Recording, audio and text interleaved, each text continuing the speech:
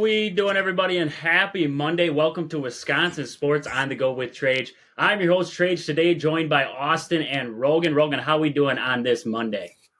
Doing good, Trage. It's a great day to be a Wisconsinite. Big win for the Packers. Go Pack, go! Big win for the Packers indeed there on Sunday. Austin, how we doing on this Monday? Hey, it's a cold one, but victory Monday. And, we're here to talk about the Packers again, so lucky to be able to do that. It was a big weekend for Wisconsin sports all the way around. Lots of action in Wisconsin. We had the Badgers basketball, men's basketball in action over the weekend there. Got a big win over Northwestern. That was a big game. We're going to go through that game. Also looking at the Bucks. Had a win over the Warriors there over the weekend. Looking at the Bucks just a little bit, see what we're seeing with them right now. And then Marquette basketball is in action tonight. They're going to be taking on Villanova. Some other college basketball news. And then looking especially at the Packers today, coming off that massive win over the weekend there against the Dallas Cowboys. For lack of better terms, a complete rout of the Dallas Cowboys. Looked a lot closer in the score column than what it really was. So right away, I want to jump into the Bucks. Bucks coming off a big win there against the Warriors over the weekend. And, looking at it from hindsight, the Warriors were without Steph Curry. So that, takes away a lot from what the Warriors could do. But if you look at that game as a whole, the Bucks controlled for the most part. In that fourth quarter is really where the Bucks pulled away, and Steve Kerr had a lot to say about the Bucks after that game, but we're going to get into that. What did we see for stats in that game that really stood out? Yeah, for the Bucks, Giannis doing his thing. He had 33 points. Middleton, though, 24 points, 10 assists. It's good to see Middleton spreading the ball around, getting his own double-double of the year. Usually we see Giannis or Damian Lillard getting a double-double, but Middleton here getting his own double-double of the year. Damian Lillard, 27 points, and then Beasley and Lopez both adding 11 points of their own, and then two guys off the bench, Portis and Jackson Jr. adding 10. So good all-around game for players for the Bucks. When you look at the Golden State Warriors, Podziemski had 23, Thompson had 21 for them. Not a whole lot going on for the rest of their starters, but off the bench, Kuminga had 28 points off the bench for Golden State. So not too bad for him. But like you said, Stephen Curry not playing definitely affected the Warriors. But I think Bucks played very good defensively, holding them to only 118 points in a very high offensive NBA league this year. Holding the team to 118 points, very impressive, but also getting 129 of our own, I think was very helpful. The big thing I looked at after that game was listening to what Steve Kerr had to say, and he came out and he was talking about they had a couple breakdowns late. This game was close for the most part, and they tied it up there at 96-98, I believe, there late, the Warriors did. And the Bucks pulled away late, and he said there were a couple breakdowns. The key in this one was Chris Middleton got going, and when he got hot, they had to free up on Giannis to pay attention to Chris Middleton, and that was the big thing in this one. Middleton scored a lot in that fourth quarter, and I think that kind of turned the aspect of this game. And looking forward for the Bucks, that's a big thing to look at. When Middleton gets going, that's going to free up Lillard. That'll give Giannis opportunities there going towards the basket. If Middleton plays like we've seen at times this year, this Bucks team becomes one-dimensional, and that one-dimensional game is with Giannis going towards the basket. He doesn't have that outside range, and that really kills the Bucks. So Middleton getting going here, I know it was against a lackluster team in the Warriors, but definitely something to see there for the Bucks to build off of moving forward there. Also looking at Andre Jackson Jr. He had one of his biggest games, 8 points, 6 rebounds. Not crazy stats by any means, but for a guy who's defensively oriented, not much into the scoring column, to see what he did in that game, 8 points, 6 rebounds, some big minutes off the bench there from Jackson Jr. Something to build off of for this Bucks team, and I think that's what they can use moving forward here. Rogan, what did you see that you liked in this Bucks game from the perspective of the offense or the defense? I thought the defense did a good job the first three quarters. That fourth quarter kind of got away from them. I think they gave up 36. But like you were saying, that was a close game throughout, and it came down to the fourth quarter, and the Bucks really turned it on. And that's good to see heading in late in the season that they are able to turn it on in the fourth quarter like that, because that's when a lot of these games are going to be decided. And, Warriors haven't been great this year, but they're still a team that's well coached, and they got a lot of good players. And they're really playing hard right now because they've been struggling the last couple of weeks. So, they probably gave the Bucks a run for their money, and they did, but it was good to see the Bucks put them away late in the fourth there. Yeah, the Bucks definitely had to be resilient in that game. Didn't have a lot going. The Warriors were hanging around with them there late in that ball game, and the Bucks were able to pull it off. So big win there. Got the win against the Warriors. Not without Steph Curry, so that kind of takes away that aspect of the Warriors. And without him, they are a lackluster team. So you can call it what you want, but a win's a win in the end. So the Bucks get the win there. Also, in other news for the Bucks right now, they seem to be in the reports. They seem to be looking for a reliable wing right now. They're looking for a wing. That's what we're getting out of this right now. So looking for more of a defensively oriented guy. Not much of a scorer, but more on the defensive end is what they're looking for. From what I saw, they're not going to have Marjan in there or Andre Jackson Jr. Those guys will not be available in trade talks. So I'm not really sure what else the Bucks have to offer there off the bench besides those two. They're also going to be active on the buyout scene right now. And by the looks of it, a guy we talked about there last week, Alex Caruso, is one of the top targets by the Bucks right now. So definitely interesting development out of the Bucks there. Hoping to see maybe the Bucks make a move here sometime soon to find a reliable, especially defensively minded guard or wing to bring into this organization and hopefully boost the Bucks over the edge there.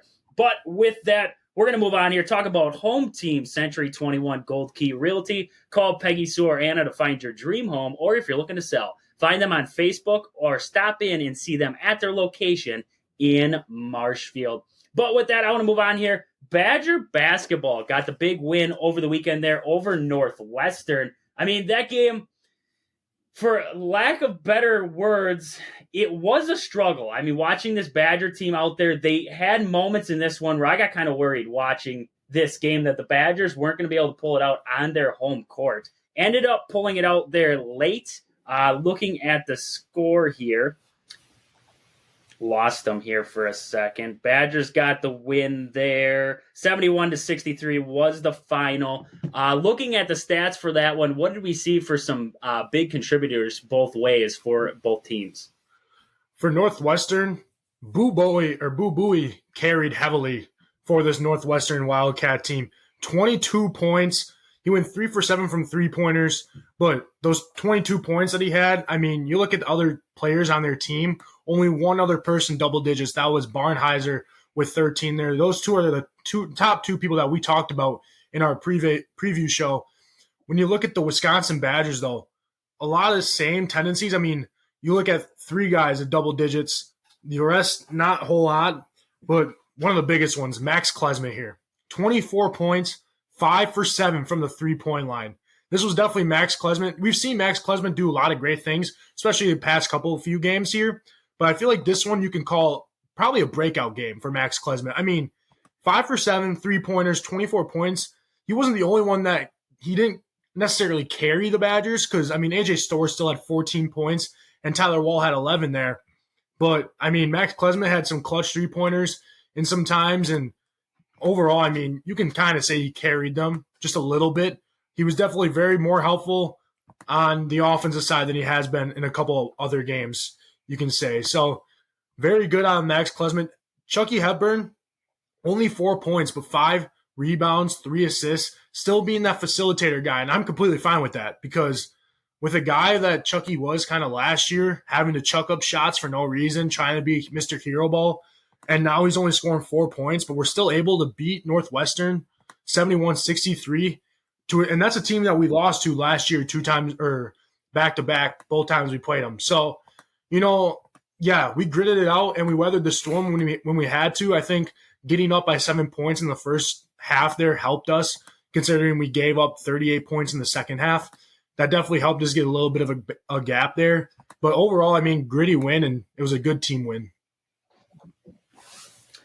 The big thing that I was looking at in this one was the turnover battle. And I thought the Badgers played sloppy to start this game. They had about 8 turnovers, I believe, or so in that first half. And that's what I think really killed Wisconsin. It was a sloppy game.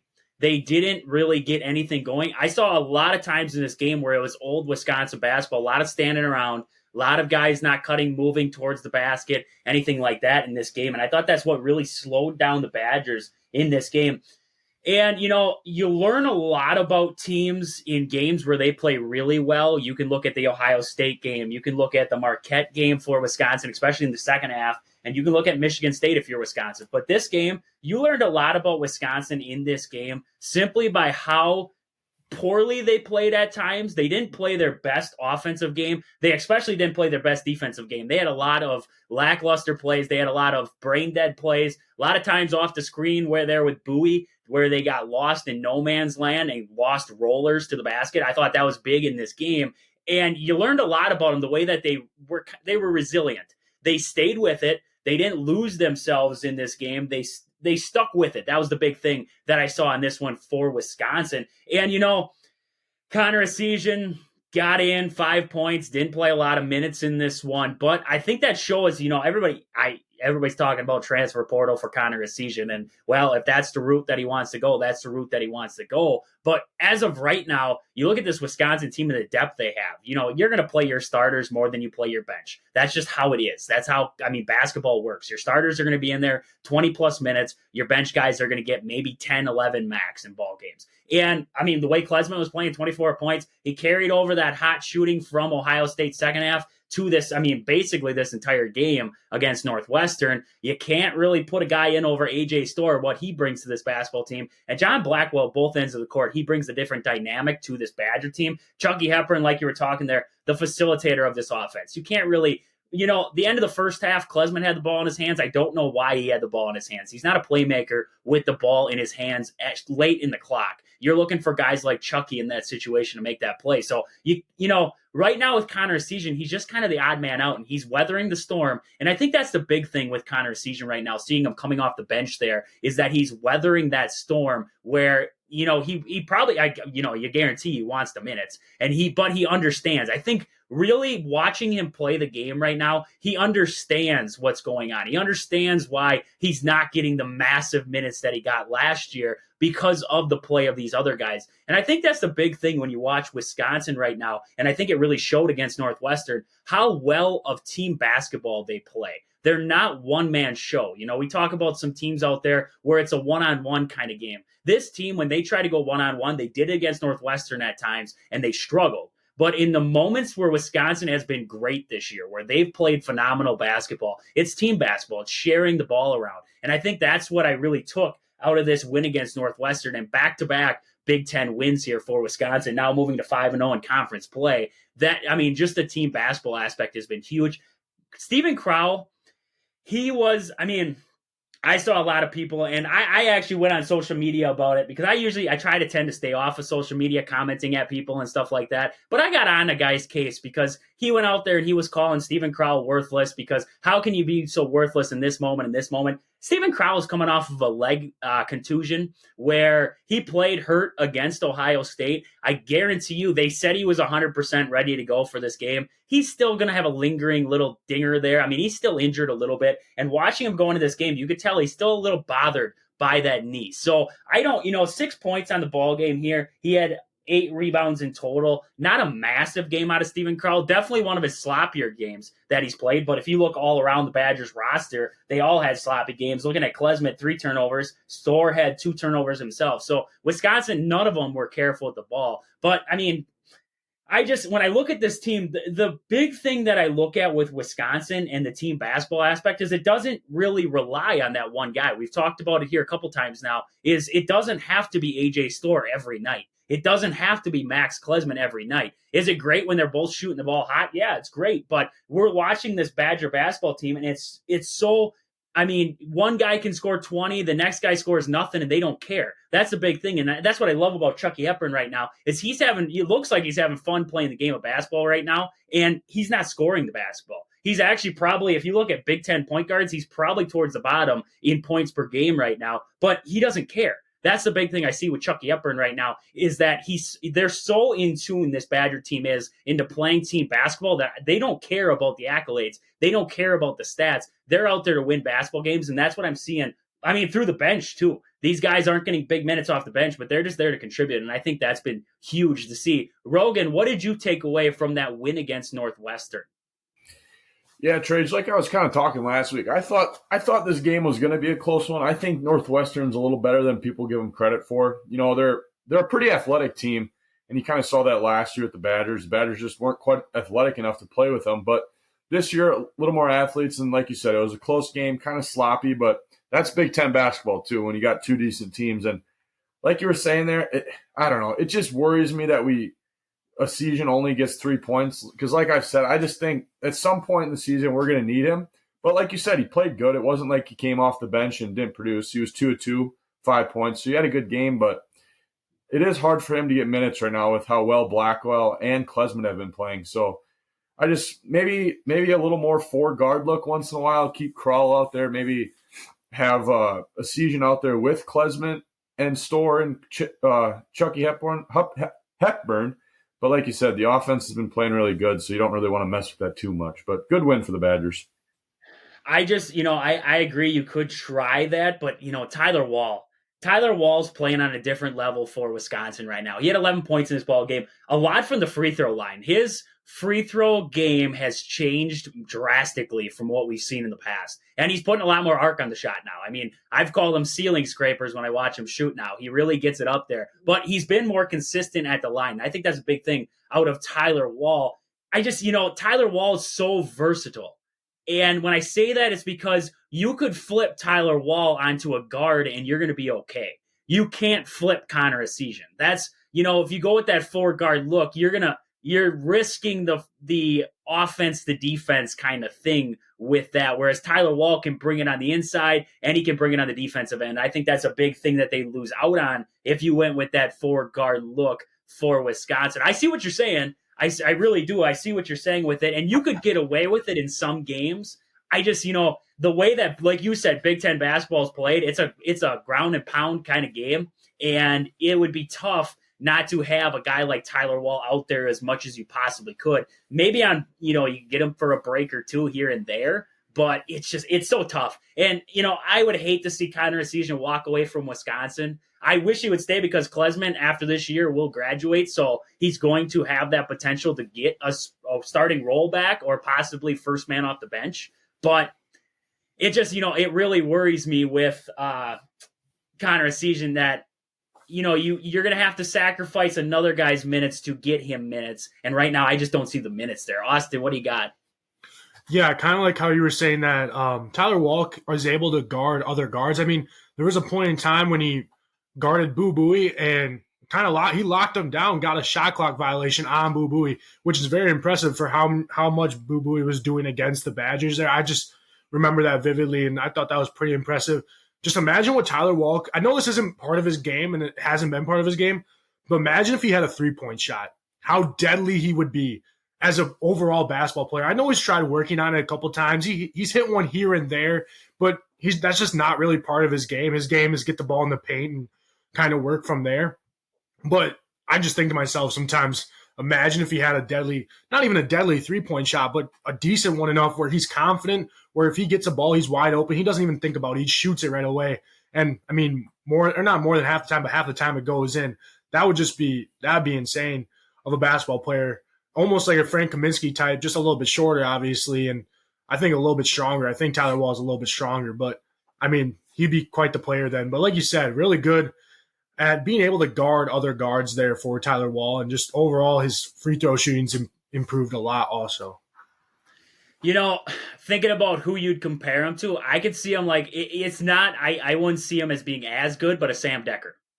Because Decker he's a bigger guy, and he was able to move it around in the paint there, but he had that three-point shot to go along with it. I could see a Tyler Wall being comparable to Sam Decker. I don't think he'd have the same skill set. I think Sam Decker was on a different level than what Tyler Wall even is. But the development of his game, like you said, just wishing that maybe along the line somebody really developed his shot. I think he's been, and that's kind of my problem that I've had with Wisconsin at times, is that the development of players, sometimes I don't see it. Like, when we watch some of these guys of the past there, Brad Davidson, prime example. Brad Davidson never really got better from the moment he stepped on the court in Madison to the moment he left. I don't think he got that much better. I think he was already a good three-point shooter. He was already a good scorer in the paint. He could get to the basket, and he was a good defender. And I don't think Brad Davidson ever developed far past that from what he was when he stepped on the court. And that's a lot of people's problem with Greg Gard is they don't see the development of players inside the locker room there. I mean, Johnny Davis got better from his freshman year to his sophomore year. That was an impressive growth out of him. And we're going to see it here out of some of these guys like your AJ Storr. He's a younger guy coming in, seeing what he could develop into. I think Gard's developed him a lot over this short little time, getting him to kind of realize you don't have to do it yourself and you have to play through the offense. He's done a lot better. AJ Storr has. And, you want to see what Blackwell develops into, Gus Yeldon, even a guy like Nolan Winter, what Gard can do with those guys. I think that's going to tell a lot of what Greg Gard's legacy at Madison is with his development of players, because you saw what Bo Ryan did with a lot of guys. Frank Kaminsky, a prime example, Frank Kaminsky. He walked on Madison's campus there, and Frank Kaminsky wasn't thought of as a player of the year. And he went from there to in his junior season, he was the guy in Madison now. And he was, well throughout college basketball was known as Frank the Tank. And that's just, the development of what Bo Ryan had guys at, you just want to see what Greg Gard can do with guys. I know it has a lot to do with assistant coaches and stuff like that, what they help in the scenarios there, but it's heavily reliant on head coaches. And Greg Gard, this is going to be his legacy, is the development of players and what he can do with them when they step on the court at Madison. So I think that is going to be a big thing to watch out for. Anything to add there, you guys, for Wisconsin basketball?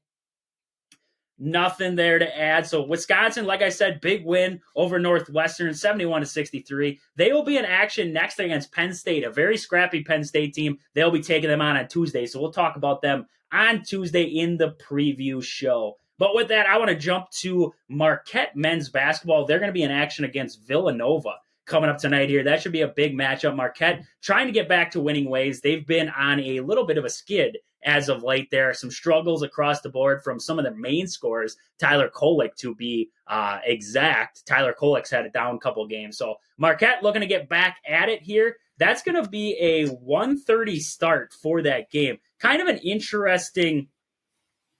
It's going to be an interesting game there for Marquette starting at 1:30. I don't know Martin why Luther it's King Jr. Day is tomorrow or today, so maybe that's that why. might be why. I don't know. 1:30 start seems interesting there for especially. I've seen a lot of lower end D1 teams start earlier in the day on like a weekday, but I'm never really a Marquette game. That's kind of. Oh, I bet you. Is it because TV rights for? Well, it's on Fox. I wonder if the playoff game for football is on Fox. CBS and ESPN is. Then I don't. So know I don't know why. It's weird. Maybe they. Yeah, I don't know. That's definitely interesting. So out of that though, Marquette and Villanova squaring off there. Villanova coming in at 11-5, along with Marquette at 11-5, still sitting. One of the better ranked teams in the country right now is Marquette. So what are we seeing for the main stats in that game? Who to look out for in this game for Marquette and Villanova? First off, Villanova, like you said, they're 11-5 there, but they're Villanova. I feel like they've always been a really good, tough team there. They're led by Eric Dixon. He's averaging 15.3 points per game for the Wildcats. And then Justin Moore for them is averaging 12.3 points per game. Rebound-wise, they're led by Tyler Burton there, 7.7 rebounds per game. Assists is Jordan Longino, 2.1 assists and 0.9 steals per game. But scoring-wise, it's going to be looking for Eric Dixon, Justin Moore. And then Marquette-wise, Tyler Kolek, like you were saying, I feel like he's got to get going at some point here. He's not scoring. He leads the team in scoring, but as of now, he's going to start dipping underneath that. Now he's not leading the team in scoring. Cam Jones is actually leading the team in scoring after these past few games from Tyler Kolek. Cam Jones is averaging 14.9 points per game. Tyler Kolek, 13.8 points per game here. And then also Iguodaro. He's always been pretty good there. 13.5 points per game, along with 6.9 rebounds per game for him. Like with how Marquette has been playing, I feel like this game's going to be close just because Marquette has kind of gone off the rhythm here. They've lost a lot of their past few games here, Seton Hall and Butler. And it's just, I feel like they're on a cold stretch, obviously, but this is not the same Marquette team that everyone was hyping them up to be And it seems like once they lost to Wisconsin, obviously now Wisconsin's a really, really good team. But after they lost to Wisconsin, I'm like, this Marquette team's highly overrated. Obviously, the win that they had against Kansas, very solid. And even the game that they played against Purdue, they only lost by 3 points. But then they go to Wisconsin, lose to them by 11, and then they lose to Providence, and now Seton Hall and Butler back-to-back. Not looking good for Marquette, but if Marquette wants to win this game, I feel like it's got to be in the hands of Tyler Kolek. It's if he wants to score the ball or not. If the man scores double-digit points, I feel like there's a good chance that they win the game. If he doesn't, there's a good chance that they probably don't. And I think that's just how these games are looking at for Marquette. But Villanova, really good team, even though their record's the same as Marquette. I don't think they've played as much competition as Marquette, but still really good team by Villanova. I feel like this is going to be a close game here. Yeah, Villanova, I mean, they're a solid ball club. Always have been. Jay Wright flipped the team over there and now under new leadership. But Villanova's still the same, fundamentally sound basketball team that we remember. Looking at, like you said, Eric Dixon, he is a dynamic big man. He can spread you out. He can hit it from downtown. He's about 33% from distance, but scorer all the way around, Eric Dixon is. And, looking at the lineup here for Villanova, they're, a well-balanced ball club. You kind of compare them to a Wisconsin team where they find scoring in different areas. And I think that's what's big about Villanova is they just like we talked about Wisconsin, they're a big team basketball team. And that's where I'm looking with Villanova here. Interesting, like you said it there, Marquette going into this game looking like they're kind of overrated for what they've been ranked for the most part here. And like we talked about with Greg Gard, thinking about him as this is going to define his legacy, Shaka Smart for Marquette. This is a defining moment in their season right now. Can Shaka Smart figure it out? Can he turn around what has been so far a struggling stretch here for Marquette? Can Shaka Smart turn that around? This is, you look at teams and how they started and how they finished. This is a flip the script from how they started. You look at them when they went down to Maui. They played a very good Maui tournament. Now you get into conference play and you lost back-to-back games there. Seton Hall on the road, that's a tough game and it was close, but you lost to Butler at home. They came to the Pfizer and they took care of you. That's where I kind of get worried for Marquette is when you start to drop home games. If Wisconsin went on the road to Ohio State and they would have lost that game to Ohio State, the Big Ten's tough. Conference play is tough no matter what conference you're in. Going on the road is even tougher. And if Wisconsin would have dropped that game in Ohio State, I would have been like, okay, it was a road game. They played close. They lost. That happens.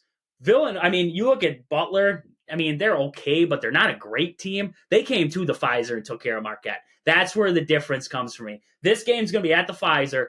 They need to bounce back now, and if they can't bounce back against Villanova, you're going to have to be sounding the alarms if you are Marquette. You have to figure something out fast if you are the Golden Eagles because, as of right now, we don't have the rankings out yet. They come out early in the morning here, but I can imagine Marquette's going to take a dip in the rankings. You risk the fact of dropping out of the top 25 with another loss here to Villanova. Where this team started, where they are right now, that's a struggle. Rogan, what are your thoughts towards Marquette right now? What we've been seeing out of this Golden Eagles team as of late, and what needs to happen for them moving forward?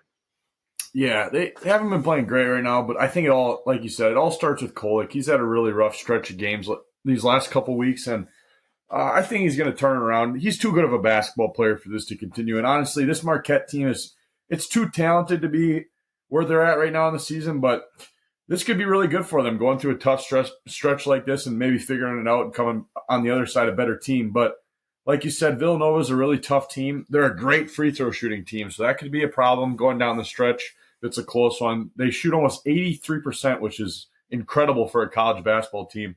And really sound. They don't turn the ball over a lot, and pretty good shooters on the entire team there.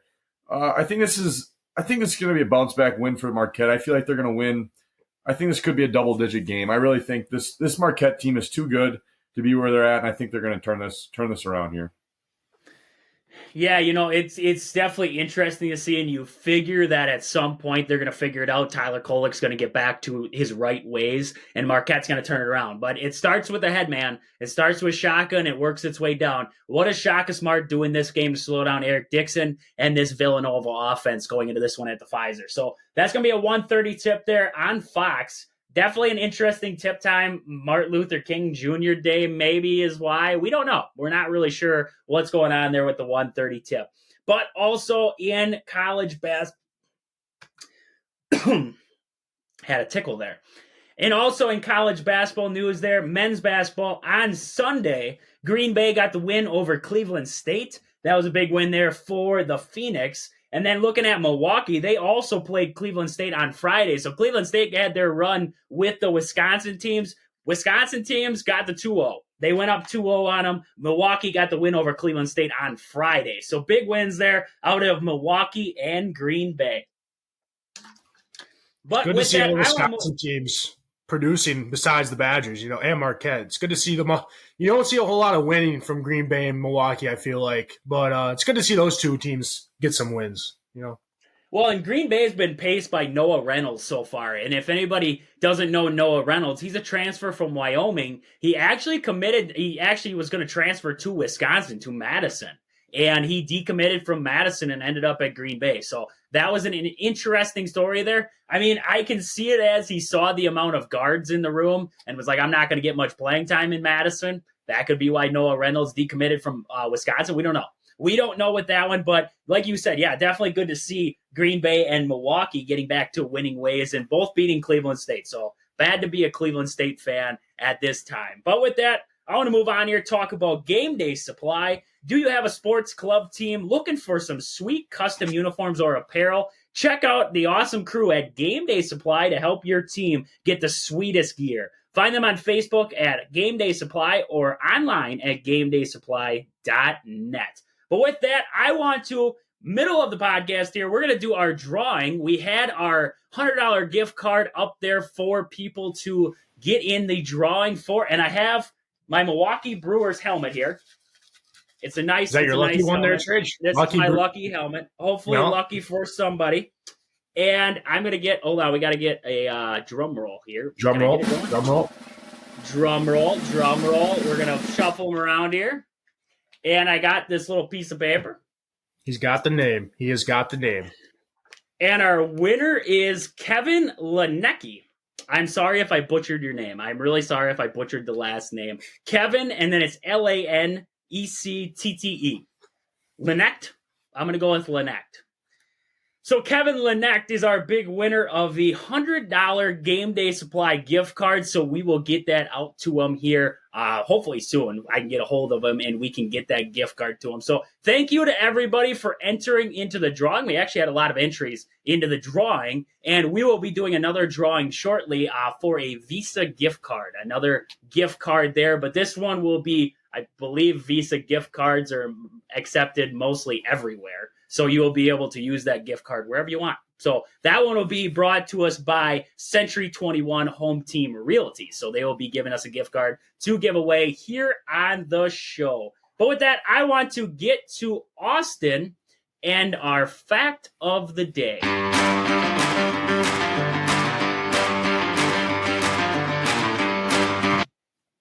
On this day in 1958, the New York Yankees, and hey, don't hate me for this one. I'm talking about New York again, but it's not as bad as the last one.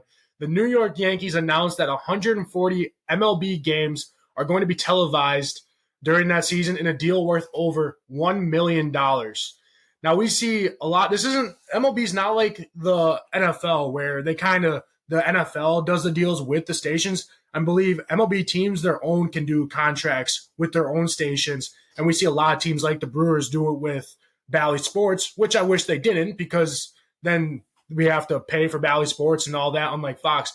But now we see the New York Yankees with, I can't remember what their station is they have out in New York, but I can't believe only $1 million. That money's got to be worth a lot more now with the New York Yankees and their success over the few years, and how of a historic franchise they are.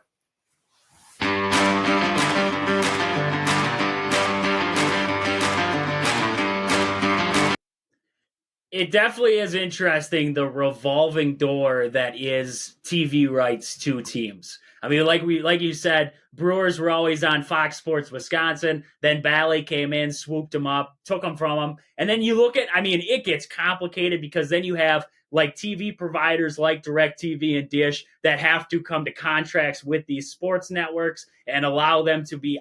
I mean, on their providers. So I mean, because I remember Mom used to have Dish for the longest time, and actually we lost it for the longest time. We couldn't watch the Brewers because Fox Sports was in a fight with Dish, and they couldn't figure out a contract between the two. So definitely interesting fact of the day there. Hearing about, yeah, like you said, $1 million now, I mean, that's hundreds of millions of dollars now to get TV rights. So it's definitely interesting. Like, I mean, you look at the Dodgers in this upcoming season, they're going to have TV rights in Japan and everything like that. So, I mean, they're making their monies back on their contracts that they paid to Shohei Ohtani and Yomimoto in one season. So definitely interesting there with the TV rights. Rogan, what do you got? Yeah, just for reference on the total money in that deal, I just looked up. Their recent deal was valued at almost $3 billion for their TV deal. So that's a little more than that $1 million back in, what? 1958. 1958, yeah. Holy crap. Inflation, let me tell you. That's a couple extra dollars there. Yeah, inflation has really affected the dollar nowadays. So I'm going to go with inflation has caused it to go up to $3 billion. But with that, I want to move on here. We're going to get into NCAA women's action here over this last weekend. And the Badgers, that was an ugly loss to Michigan over the weekend there. Just looking at the recap in that one, not a good look for the Badgers because they're squaring off with Iowa coming up next. So not a very good stretch for Wisconsin. 76-52 was the final in that ball game. Austin, what did we see for stats in that one that really stood out? The only stat for Wisconsin mainly is Sarah Williams. She had 11 points for the Badgers along with 11 rebounds. So a nice double-double for her. But her teammates there, Copeland, she added 8 points and Porter added 8 points. But besides that, not a whole lot of scoring from the Badgers compared to the Michigan Wolverines here. Michigan, they had two people in double figures with Williams. She had 16 and 10 points. And then Felia, she had 17 points there. Along on the bench, Williams, a different Williams, had 13 points added to the total there. Yeah, not a very good game for Wisconsin. Only scored 10 points in the first, 11 in the second. I mean, gradually, every quarter, they added a few more points to their total in each quarter, but still not enough against Michigan's respectable. They're 12-5, but like you said, they're playing Iowa next, and it's only going to get worse from this Michigan team. So definitely some things to work on for the Lady Badgers there. Yeah, it was a struggle on the defensive end all the way around for Wisconsin. Looking at Michigan, 6 for 18 from downtown, nothing really stands out there. They didn't shoot it well. If you look at Michigan as a whole, they didn't shoot the ball extremely well in this ball game. Only 39% from the field, 33% from downtown. It's just the Badgers. I mean, a couple free throws were the real killer in this one. 4 free throws more for Michigan in this one. Got to the line a little bit more than the Badgers did. But all the way around, like you said, just outscored in this one. Defense was a struggle for Michigan, or for Wisconsin. Wisconsin will be back in action against Iowa coming up there on Tuesday. That'll be on Peacock. So if you have Peacock, you can check out the Badgers. Caitlin Clark taking on Wisconsin in that one. Seems like across the board here, we do not have Peacock. So I got Peacock because I had to watch Badger football on there, and I had to watch Wisconsin versus Tennessee. That game was on Peacock earlier on this season, so I had to get Peacock to watch those couple games. ESPN and all these guys are really pushing Peacock here as of late. Looking at some of these NFL games that they're putting on Peacock, looking at the Chiefs and Dolphins game here over this last weekend. That one was on Peacock. So, I mean, I don't know why. I don't know. It's money. It's money. I know why they're putting them on there is the money aspect. But for viewership, I can't imagine they get a ton of viewership putting them on Peacock, solely on Peacock. I don't think you can get a lot of viewership out of that. It all started with Amazon Prime, Trage. I mean, that was kind of the first streaming service. Netflix. And, well, not Netflix. No, Amazon Prime had like games that you could watch during the week, and they were kind of the first one because Thursday Night Football used to be on Fox and NFL Network, which I know some people might not have NFL Network, but Fox obviously a lot of people do. And then Amazon Prime paid for the Thursday night rights, which was a lot of money for one game. But it kind of seemed like it all started with them, and then Peacock wanted to get a little bit of their share because their relations with NBC and whatnot. And it is a pain in the butt because they do put some good games on there, but then it's also why do you do that to the fan? I mean, we're already paying enough money to have our subscriptions to Dish or Discover or whatever. Wait, what is or whatever that one is called? TV. Yeah, DirecTV, not Discover, and YouTube TV. So Discovery Channel. Discovery Channel. It's a good channel if you haven't watched it. You want to learn about sharks, not football. Shark Week. But anyway, it is a pain in the butt that we have to subscribe to some of these channels. But I mean, I bet we could go on and on about that. You know, the only thing I got to say between Amazon Prime and Peacock, it seems like a lot of people have Amazon Prime. Not many people have Peacock. That's the thing for me. And, you know, Thursday Night Football, let's be honest. Unless if you're a diehard NFL fan or your team's playing on Thursday night, not many people tune into Thursday Night Football. That's just a plain reality of it. You go to Sunday, you're at home, you got nothing really going on. You turn on CBS, you turn on Fox, there's your games. Thursday night, between regular TV, having your sitcom or whatever's on, you know, your comedy, whatever show's on Thursday night, that's what you're tuning into. You might be keeping track of the Thursday night game, but you're not really in tune to it. So I could see, you know, NFL Network, when they had it on NFL Network, I thought that was a good spot for Thursday Night Football, was on the NFL Network. Moving it to Peacock, moving it to Amazon Prime, I don't think it killed Thursday Night Football drastically, but games on Peacock, you got to see on social media. I can't believe the NFL doesn't see it. How many people complain and boycott games just because they're on Peacock solely? I mean, it's just, I don't like it. I get money. Money plays a big reasoning into it, but I'm just not a fan of it. But with that, I want to move on here. Marquette women's basketball, they were in action over the weekend. They got the win over DePaul, and I'm just going to fly through the stats here real quick. Looking at Marquette, they controlled this game from the opening tip. Their defense in this game was outstanding. 38 points in the first half by Marquette compared to 18 from DePaul. I mean, they just rolled DePaul in this game. Looking at some of the notables, Carlin for Marquette went for 19. Forbes had 7 rebounds, and Nakumo had 9 assists in this game. Looking at DePaul, McClin led them with 13. Peoples, her last name is Peoples. She had 6 rebounds, and Allen went for 3 assists. So definitely a big game there for Marquette. They got back to winning ways. They're now sitting at 15-2 on the year, 4-2 in conference play. 2 Big East wins there for Marquette. They were at 2-2 there to start Big East play, and now back-to-back wins there. Back-to-back, technically. 3 wins in a row here against Xavier, Seton Hall, and DePaul. They will be in action, it looks like, on Tuesday. They will be taking on Villanova. So a big matchup there against Nova. Looking at other notables in women's basketball over the weekend, Milwaukee got the win over Youngstown State. That was a big win for Milwaukee. The Lady Panthers getting back to their winning ways. But with that, I want to talk about Pittsville Farm and Home Center. At the store, they serve you anything from hydraulic hoses to red roses. Stop in and see them and the awesome crew at Pittsville Farm and Home Center in Pittsville, or check them out on Facebook at Pittsville Farm and Home Center. With that, I want to move on to the real reason why everybody tuned in today. They want to hear why everybody's so happy in the state of Wisconsin, and that is the Green Bay Packers. I mean, 48-32 was the final. It wasn't 48-32. The Packers put in the second stringers. They could have buried the Dallas Cowboys late in this one if they wanted to. Dallas couldn't stop Green Bay. Whatever Green Bay wanted to do, that's what they were going to do in this game. So looking at some of the stats, what are some of the key stats that stood out for us in this game here?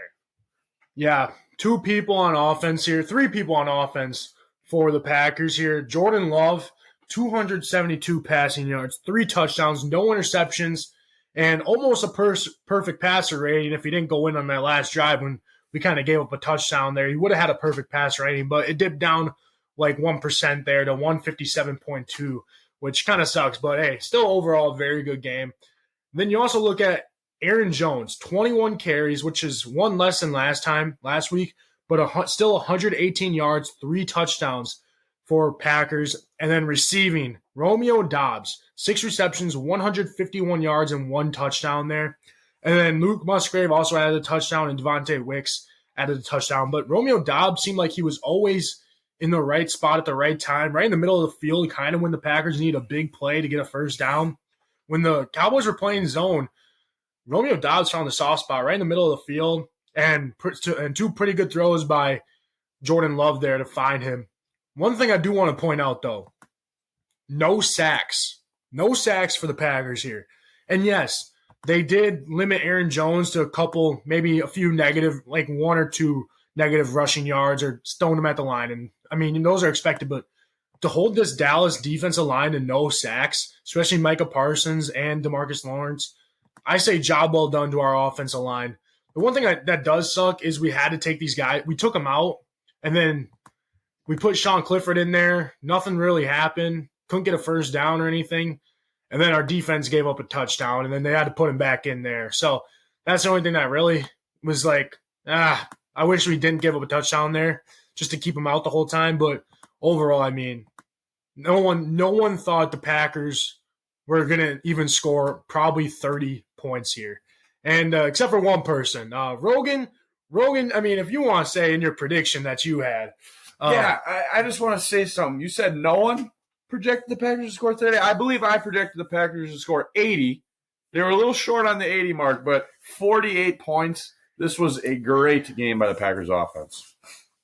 Yeah, start to finish, Packers looked good in this one. And, the big thing that I remember I emphasized in this one was punching the bully in the mouth, right? The little guy going down to Dallas, punching the bully in the mouth. First quarter stats for Green Bay. 108 yards, 81 yards through the air, 19 plays, 11 minutes on time of possession for the Green Bay Packers in this one. Looking at the flip side for Dallas, 32 yards, 0 pass yards, 9 plays, 3 minutes and 56 seconds. They set the tone from the opening drive. I thought, the ballsiest part of the entire game, they won the coin flip. Matt LaFleur said, I want the ball first.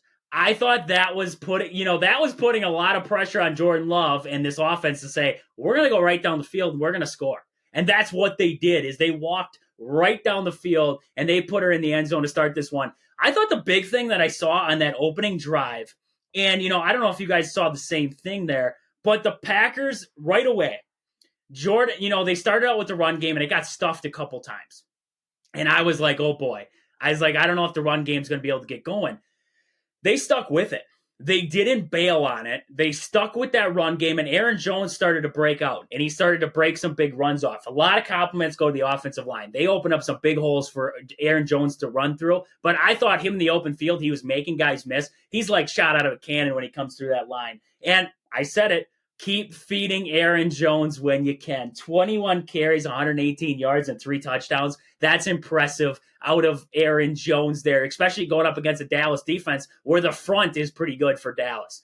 The thing that stood out to me, it was like you were talking there, Romeo Doubs seemed to be wide open. I mean, Luke Musgrave had that wide open catch down the sideline there. I don't know where the defense was. The secondary for Dallas in this one, a lot of zone coverage, but a lot of interesting zone coverage. They seem to be out of sorts for most of this game. I mean, not just them, the offense, looking at CeeDee Lamb and Dak Prescott in that first half, they were out of sorts. I don't know what was going on with Dallas's defense, but they didn't seem to be in tune at all. So, Rogan, what are some of the big things that stood out to you in this game that you saw? Yeah, I think this game, Jordan Love had a great game. Jones had a great game. But I think you really got to point to Matt LaFleur. He called an amazing game. Like, Love had some great throws in this game, but there was numerous times his wide receivers were running wide open. And that tends to lead to scheming. And I think LaFleur called probably his best game of the season. And like you said, they stuck with the run game. They knew going in to beat this team, you had to be able to run the ball, and they stuck with it. And what I like is they ran the ball 33 times compared to only passing it 21 times. Like, the pass offense was really rolling, but they knew they had to stick with that run game. And the interesting fact for me going into this fourth quarter of this game, they were averaging almost 10 yards a play, which is absolutely insane for an NFL team to do. nonetheless against this Cowboys defense. So, yeah, I'm really excited about this team. They seem to be really hot, and everyone says they're really young, but I think that's kind of working in their favor. They're going into these games with no pressure.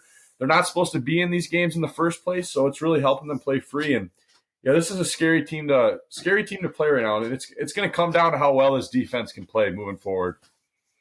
Yeah, and like you were saying there, Dallas's defense out of sorts, and I mean Matt LaFleur out scheming him all game long. It's like you said, one of his best games that he's called all year. Maybe even you could emphasize it too in his life as a head coach. But the thing that really stood out to me was Jordan Love, and I went from a guy who didn't compliment Jordan Love at all to now complimenting him day in and day out.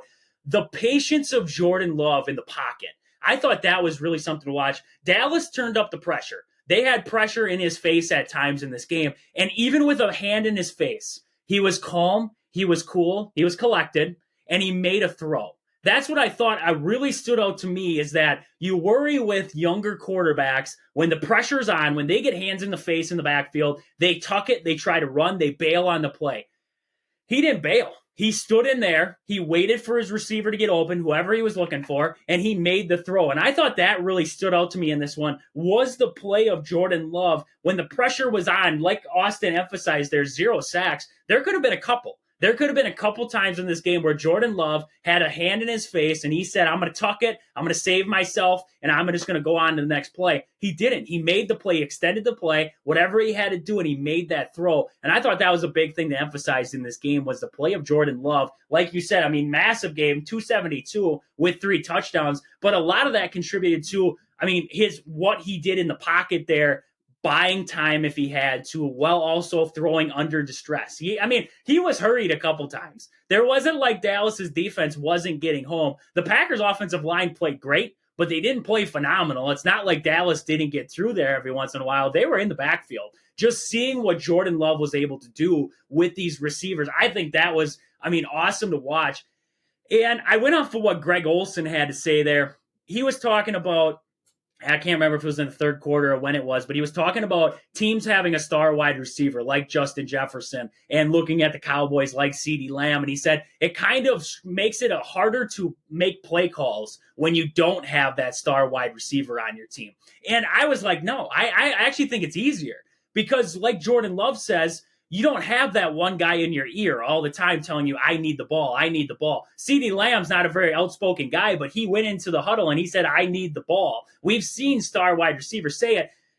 Nobody tells Jordan Love, I need the ball. These guys are all on one team, and they're okay if like we saw in this one, Dobbs went for 151. Wicks had a touchdown catch. Watson wasn't really, one catch for 9 yards, wasn't really targeted. Watson wasn't complaining. He was A-okay with that. And I thought that was a big thing in this game. And what I took out of what he said is that this Packers offense is balanced. They don't have that one guy. And I think that made it tough on Dallas's secondary. They weren't able to key in on that one guy on this Packers receiving core that they had to shut down. They couldn't say, Stephon Gilmore, you go cover up Christian Watson because he's the outright star, and that's going to slow down this Packers team. Jordan Love spreads the football around to just about everybody, and I think that's what sets this Packers team apart, and I think that's what makes them so hard to scheme on the defensive side. You can't scheme. It's hard to scheme for a team when they don't have that one outspoken star wide receiver. If you had to just scheme for Romeo Dobbs,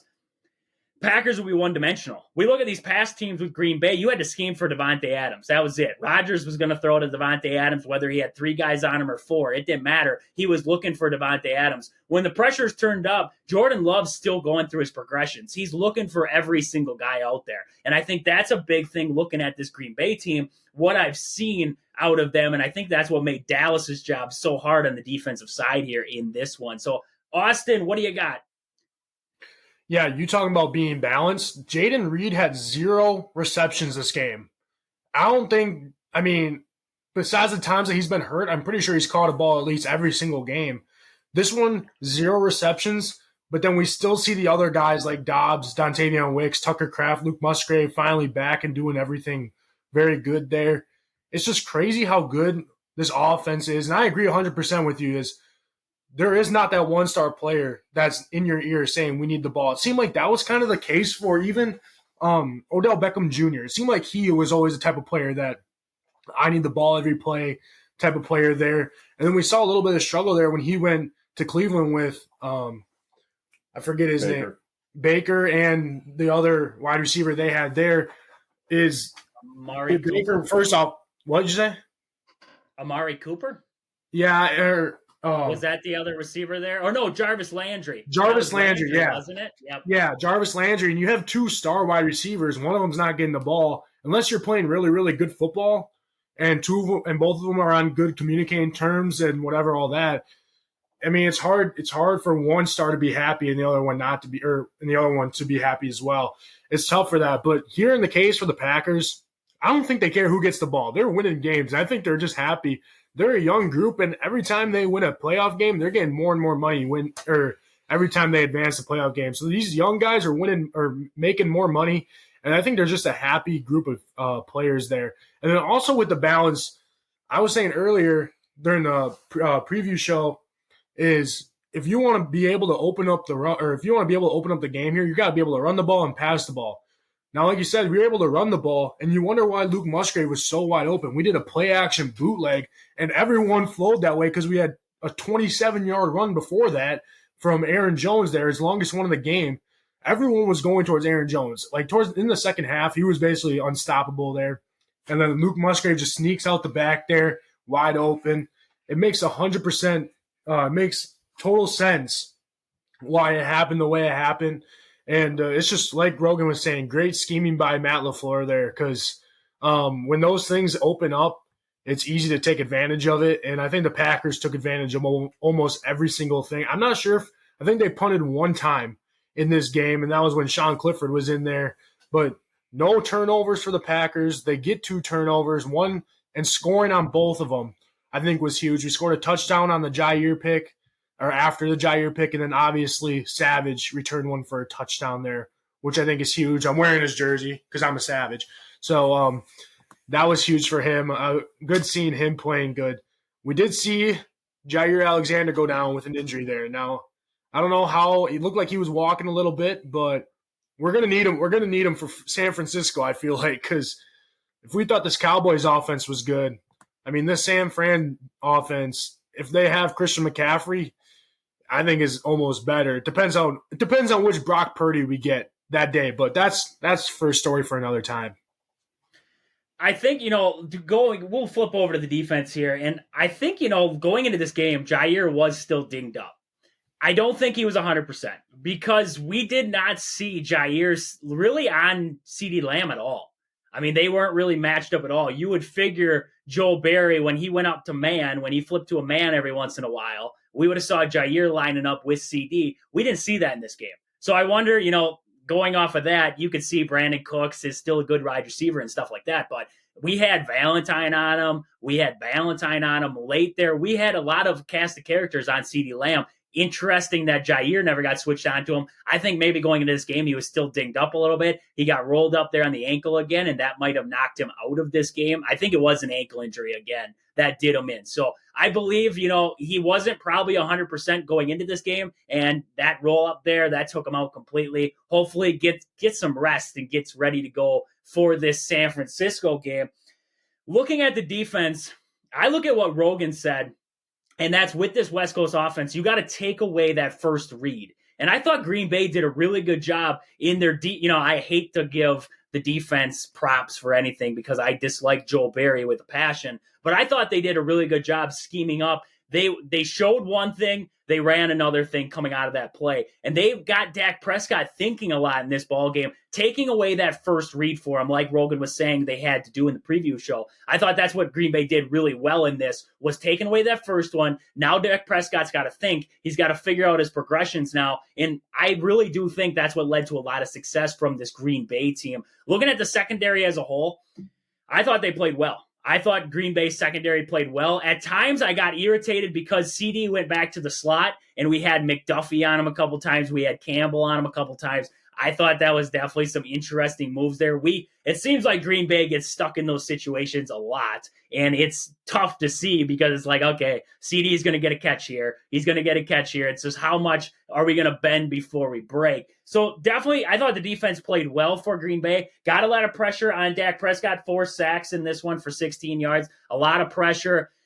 Dak Prescott escaped the pocket a couple times, had a couple big runs for this Green Bay team. The run defense was hit or miss for me. It seemed like, you watch this run defense for Green Bay, and they run a lot of the 5-down linemen on first and second down. Rolling into third down, they roll more 4-down linemen in there. And looking at first and second down, I went off of what they were talking about in that game, and that's why they don't, Dallas didn't pass a lot first and second down. You wonder why. Because with those 5-down linemen, that opens up a lot more for Dallas out there in the pass game. So it's a big question of play calling there on Dallas' side. I thought play calling for Dallas in this game was iffy. Mike McCarthy, we might have fired him twice in the Green Bay perspective. We fired him from Green Bay. We might get him fired there down in Dallas. There's a good chance after that ball game. I don't think he should be fired. 12 wins again. Another regular season where he did very well. Postseason, you can blame it on Mike McCarthy. You can blame it on Dak Prescott. There's a lot of blame that could go around there in Dallas for them. But, I'm looking at the defensive side, and I thought they did a lot to disrupt what Dak Prescott wanted to do in this game, disrupted a lot of what CeeDee Lamb wanted to do in this game. Why they went away from the run there, I don't know. Dallas had the run game going there at times. I mean, looking at this game, 15 carries for 56 yards from Pollard, and then Prescott went for 45 himself on 6 carries.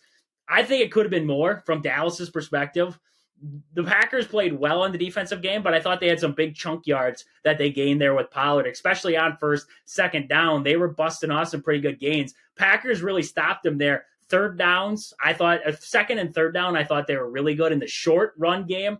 They had a lot of stops there, but looking at this game as a whole, defense played well. I thought maybe late they subbed out too many. Their defense went thin. I thought they subbed out too fast. They didn't keep certain guys in. All of a sudden, the whole corner room was gone. I mean, Valentine was in there and Valentine, but you had safeties out there who haven't played a snap in a while. The defensive line, Preston Smith, Rashawn Gary, both were sitting. And I thought the defensive line, late in this one, weren't really putting a lot of pressure on Dak.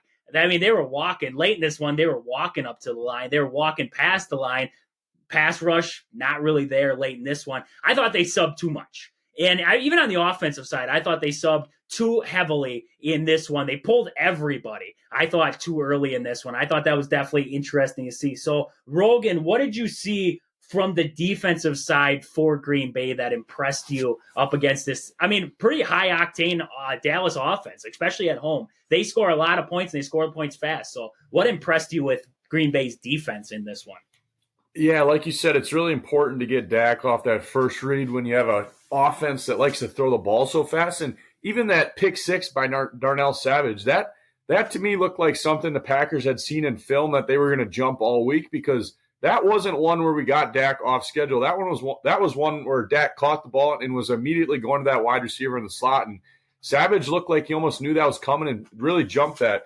So, that has to go back to Joe Barry. That's something Joe Barry is telling his guys. So you have to give him credit for this week. And you look at this score and you see 510 yards and 32 points, but this defense really dominated them all game long. But like you said, I was surprised that Jair wasn't with CD and Lamb more in the game, but they really ran CD Lamb a lot in the slot, and that gave us a lot of trouble. And Jair just does not travel to the slot. But there still are some concerns for me after watching this game. I didn't see a lot of pressure. It didn't feel like we were getting consistent pressure at all, really. We had a couple late sacks, but to me it was more Prescott just playing poorly. A lot of high throws, a lot of bad decisions with the ball. And, you're going against an offensive line that's just as good, if not better, next week with the 49ers. And Purdy is a proven playoff quarterback, so you're going to have to produce some pressure. And like you said, Lamb consistently getting on our linebackers, which – that was frustrating to me because for the entire third quarter, they ran the same thing with Lamb running back and forth in the slot, getting on linebackers. And you got to see Joe Barry make some sort of adjustment there, because if I was Prescott, at least, I'm going to Lamb every single time when I see him lined up with a linebacker or even one of our safeties. So I was really looking for him to make a change there, and he never did. But and And Shanahan will exploit something like that next week. So I think we got to have a different plan going forward with how we guard those slot wide receivers. But overall, you got to give Joe Barry credit for this game. They played really well on defense. Yeah, like you were saying there with the slot, I could see Alexander struggling in there because he's a terrible tackler. You can't have Alexander in there in a tackle box at all. He's got to be out on the perimeter. But Valentine, both decent tacklers, and I could see one of them maybe moving in on a slot guy. I think Valentine's a little bit better in coverage, so maybe Valentine moves into that slot position to man up on Debo. I don't know who they're going to move in there, if it'd be Ayuk or who's going to move in there for the 49ers. But like you said, you definitely have to do something. I think maybe Keyshawn Nixon. I thought Nixon didn't play bad against Lamb. I thought Nixon had a couple of decent plays there. There was one in the end zone that I remember that Nixon was in on, and a couple other ones. But Nixon definitely could probably step up in there. Maybe Darnell Savage. Savage is a decent defender there, so you got to find something. Like you said, you can't have Kyle Shanahan's going to exploit something like that. Can't believe that Dak and this Cowboys offense didn't. I don't understand it, because if you watch film on the Packers defense, you put a guy in the slot, 99% of the times he's going to have man-to-man with the linebacker. Usually it's poor Devondre Campbell who gets the matchup with Justin Jefferson or something there in the slot. I don't know why. They didn't exploit it more. So, like you said, definitely some stuff to improve on.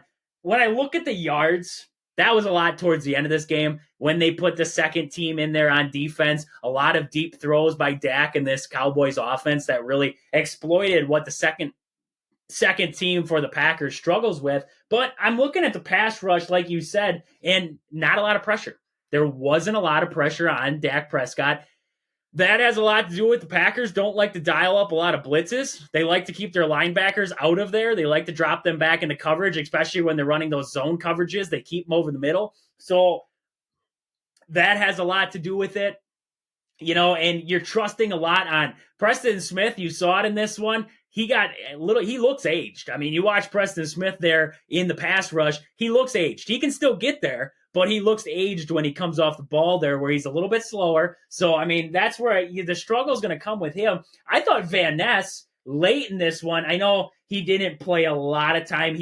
I believe he had a sack in this one, Van Ness did. I think he had a sack there late. But Van Ness, I mean, maybe you see a little bit more out of Lucas Van Ness here against the 49ers. Try to add a little bit more speed on the defensive line. If you're not going to draw up a blitz, if you're not going to blitz Brock Purdy, because if you get Brock Purdy all day with the playmakers that the 49ers have, it's going to be a long day at the office if you are the defense. So you're going to have to draw something up to put pressure on him. I thought Rashawn Gary got home a couple times. Rashawn Gary was definitely turning up the heat on this Cowboys team. But like you said, four-man rush ain't going to cut it, especially going up against a 49ers team who plays very well. And if you get Brock Purdy all day, they're going to make you pay. And this Dallas team, I mean, the Packers have to walk through a gauntlet right now. You just went down to AT&T Stadium. You had to play Dallas on their home turf where they're 16-0. And now they're 16-1, but they were 16-0 going into that game. And now you have to go and play the 49ers. That is definitely going to be a tough one. So anything to add there on your end, Austin?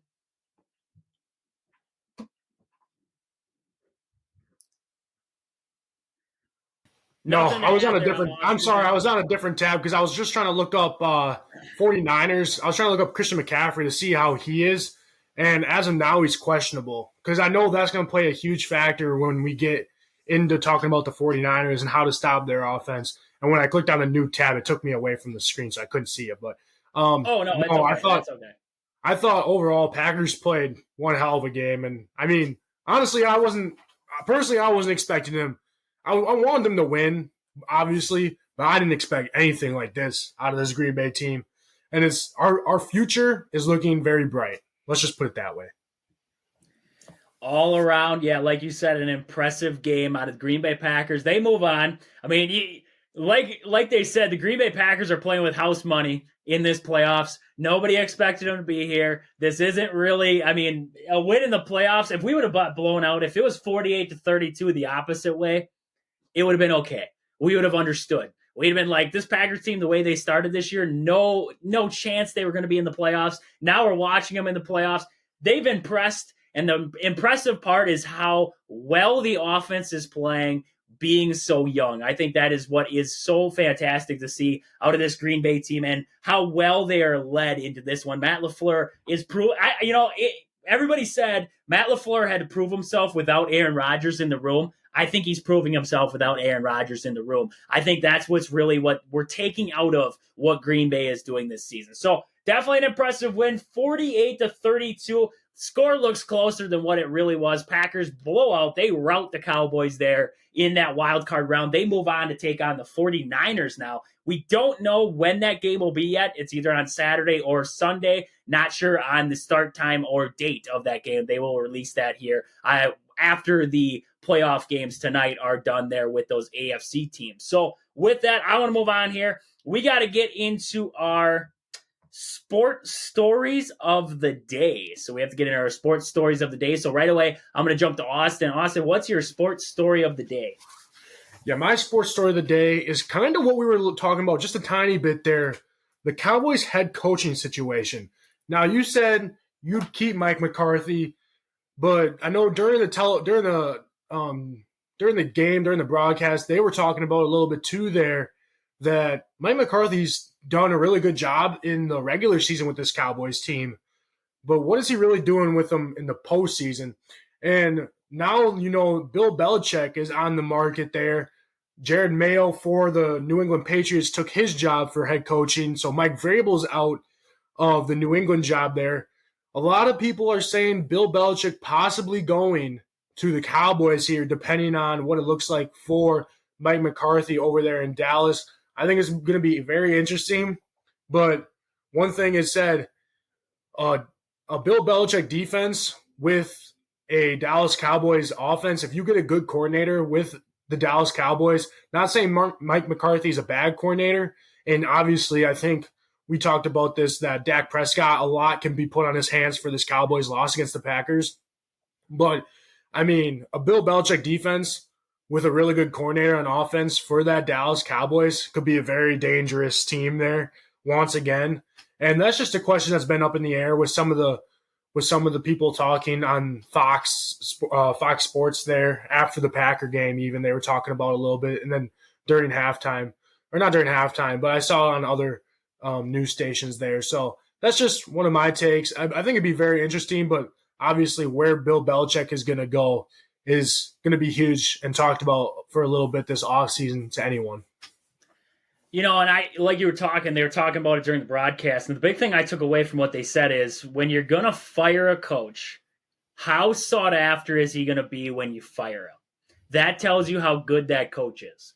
And that's why I took Vrabel's firing from the Tennessee Titans as a kind of an odd one.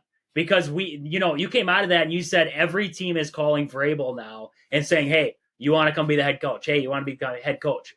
I think Mike McCarthy is going to be sought after if he leaves Dallas. I think there's going to be a lot of teams calling Mike McCarthy. If Vrabel doesn't sign with him, if they have their sights set on Bill Belichick or Jim Harbaugh, whoever it is, I know Chargers were meeting with Jim Harbaugh. So I think, Mike McCarthy hasn't playoff performance, not well.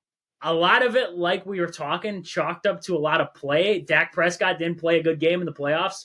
That has a lot to chalk up to it too. So you really, if you are the Dallas Cowboys, there's going to be a lot of internal discussions of what went wrong. And then they're going to really have to look at the tape and say, was it all on Mike McCarthy or were there other pieces that caused problems in this game? Was it really that, the Green Bay Packers maybe, all in the reality of things, outplayed them. They played better through and through in this ball game, and that has a lot to contribute to it. So, Rogan, what do you got or if you want to add something to that, or your sports story of the day? Yeah, I'll just add something real quick. I don't think you should be fired. Like, you look at this game, and Prescott played really poorly, and honestly, in my opinion, if they're looking to get rid of anyone, I think they maybe need to start looking somewhere else at quarterback, because this guy has struggled mightily in the playoffs, and like you said, they have a lot of big-time players and money on that defense, and that defense gave up 41 points today. So it's really hard for me to blame McCarthy. But when you got a guy like Bill Belichick waiting out there for a possible coaching job, it's really hard to pass up on him. But moving on, my sports story of the day is Washington football hired a new football coach today. His name is Jed Fish. He was the football coach for Arizona last year.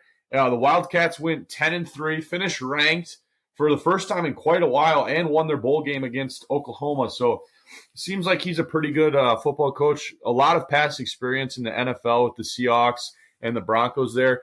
And it's going to be really interesting to see how he does with this Washington team, seeing as he came from a pretty small program in Arizona, at least for Arizona football. So going to Washington is going to be a big step up, a lot more opportunity probably in the recruiting area and transfer portal with NIL and stuff like that. And he's from Arizona, so he knows the region fairly well for recruiting, which is really big for some of these schools. So, but he's kind of unproven in college football. He had one good year with Arizona, but nothing really at any big-time program. So it's kind of an interesting hire for Washington there. Yeah, definitely an interesting move by Washington, but you just had your head coach leave for Alabama, and you had to make a move. You had to get somebody in there, especially how crazy college football is now with transfer portal and everything like that. You don't have time anymore. You can't sit out in the wings and say, we're going to wait 3 weeks to hire our head coach. We're going to go through an extensive process. You don't have that time anymore. You look how quick Alabama jumped on a new head coach. They probably wanted to interview a few more guys, give guys a chance to say, maybe, like Dabo Swinney at Clemson. I don't think he had ever had an interview at Alabama, but I don't know if he'd ever leave Clemson. But at the same time, you didn't give Dabo Swinney any time to even think about it. That's the big thing right now. And I can see that with college football now is that you don't have time. You got to jump right into it and be there because transfer portal, everything like that, you have to get ready to go so much sooner in college football. So anything to add to that, Austin? No, I mean, like Rogan was saying, he kind of turned around the Arizona program there, but now he's going into a Washington team that just made it to the national championship. Washington obviously losing a lot of good players there with Michael Penix and Aduzzi, or I forget how to say his last name, but and two wide receivers there. They're losing and they're running back. They're losing some good players there, but I think Washington is just obviously a little bit of a higher step than Arizona, and they're also going to the Big Ten now, so that adds a little bit of a play there than Arizona going to the Big 12 from there. So I think it's going to be very interesting for him, but I think that's a good hiring for him for sure. Definitely kind of getting into a little bit better of a program, but it was good to see him kind of take Arizona from what they were to now 11-3 ranked. I remember a few years ago they were taking anyone that they could, kind of trying out for students because of how down in the dumpsters they were as a program, and they barely won against NDSU for them. So it's kind of cool to see how he was able to do Arizona, and good for him for being hired as the next Washington head coach there. Definitely a big move by Washington. We're going to be interested to see how it all pans out, especially like you said, jumping into the Big Ten there. So definitely going to be an interesting move there for the Huskies. But with that, anything else we got for the day here for Wisconsin sports? Anything we want to talk about? Hey, the Pack is back. Yeah. The Pack is back. The Pack is back. That is almost guaranteed. They'll be taking on the 49ers. We're going to be covering that a lot more this week leading up into that big game. We're going to have the schedule. We're going to know the time, everything like that, whether it's Saturday or Sunday, and TV rights. We don't know if it's going to be on Peacock. I just saw that Peacock apparently for that game, it was like 23 million people tuned in on Peacock to watch the Dolphins and Chiefs. It was one of the most viewed games ever. So, wowza. I can't believe it. I really can't. We were just talking a lot of crap about Peacock, saying that people weren't going to watch. Apparently, a lot of people watch. So we don't know when the Packers will play or what time, but we know where it'll be, and that'll be in San Francisco against the 49ers. So it should be a big matchup there. We got a lot of action this week with the Badgers in action this week there. They're going to be taking on Penn State. We'll get into that game tomorrow there. Also, Marquette basketball will be in action. So lots of sports to cover this week. This has been Wisconsin Sports on the Go with Trage. Thank you guys for listening. We'll catch you guys back here tomorrow. But until then, deuces.